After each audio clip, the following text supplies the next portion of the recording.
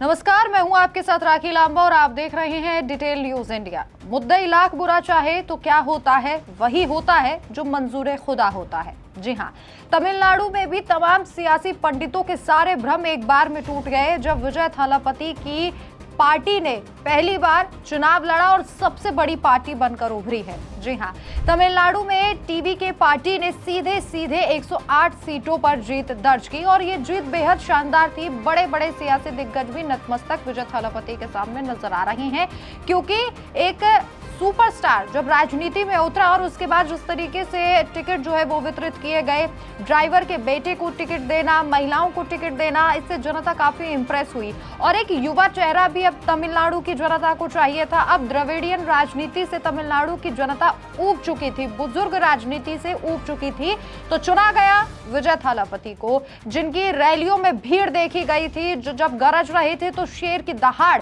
सभी को सुनाई दे रही थी। अब सबसे बड़ा सवाल यह है कि 108 सीटें आपने जीत तो ली, लेकिन बहुमत का आंकड़ा है 117। किसके साथ मिलकर सरकार बनाएंगे, एआईडीएमके या फिर डीएमके? अब इन दो यही पार्टियां हैं जिनके पास 10 से ज्यादा सीटें हैं और 10 से ज्यादा सीटों की जरूरत ही विजय थालापति को है मुख्यमंत्री बनने के लिए, सरकार बनाने के लिए।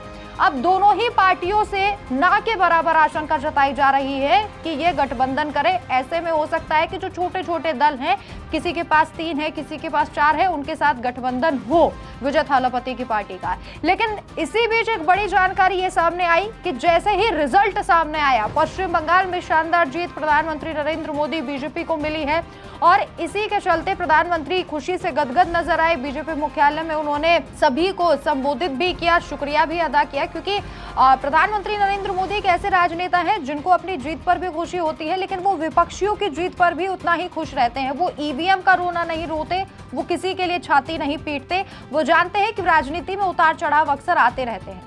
तो इसी बीच विजय थालापति के लिए एक ट्वीट किया, एक मैसेज भेजा है प्रधानमंत्री नरेंद्र मोदी ने। क्या वो मैसेज है जिसे लेकर बवंडर उठ गया और तुरंत बाद राहुल गांधी को भी मैसेज पहुंचाना पड़ा, क्योंकि राहुल गांधी को डर ये लगा कि पहले विजय थालापति कांग्रेस को लात मार चुके हैं, कहीं वैसा दोबारा ना हो और एआईडीएमके के साथ मिलकर सरकार बना ली जाए। बीजेपी चूंकि एआईडीएमके के साथ गठबंधन में है, तो कहीं कांग्रेस की टाई फिस्ट ना हो जाए।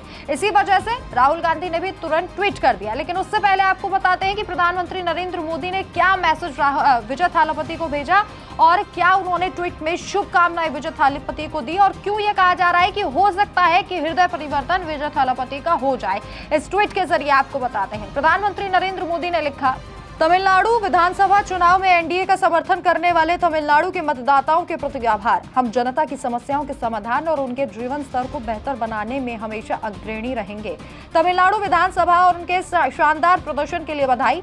केंद्र सरकार तमिलनाडु की प्रगति और वहां के लोगों के कल्याण के लिए हर संभव प्रयास करेगी। जिस तरीके से बधाई दी गई है विधानसभा में जीत हासिल करने के लिए, तमिलनाडु जीतने के लिए विजय थालापति को बधाई दी गई है और ये कहा गया है कि केंद्र सरकार हर संभव मदद करेगी तमिलनाडु को बेहतर बनाने में, राज्य की प्रगति में। यह कहा जा रहा है कि प्रधानमंत्री नरेंद्र मोदी ने भी एक मैसेज दिया है और हो सकता है कि विजय थालापति इसे एक्सेप्ट भी कर ले, क्योंकि राजनीति में कुछ भी असंभव नहीं है।